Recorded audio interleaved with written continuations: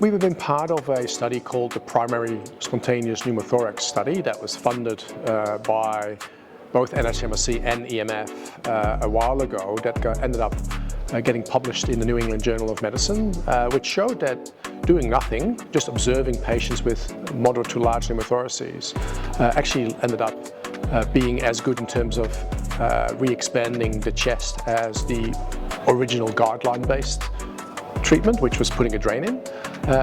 Interestingly, all the things that patients care about, like adverse events, how long they're in hospital, actually ended up being better in the patients who ended up getting no treatment, so observation alone. So that's something that we're quite passionate about, is showing that observation only is better for the patient, but also easier for the staff and cheaper for the system. And that's now led us to propose an implementation grant together with Monash, where we try to get multiple sites in Australia to implement these findings, because often finding evidence that something is better doesn't always lead to translating this in real practice.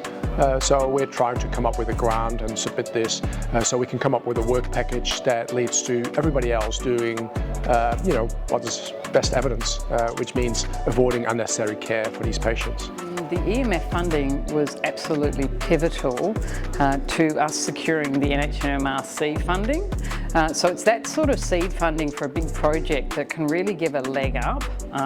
So when you've got pilot data that you can take into your next grant application, it's hugely helpful. And so the EMF Foundation grant was, I'd say, one of the linchpins of getting the NHMRC grant. And certainly where Gerben and I are involved in a follow-up MRFF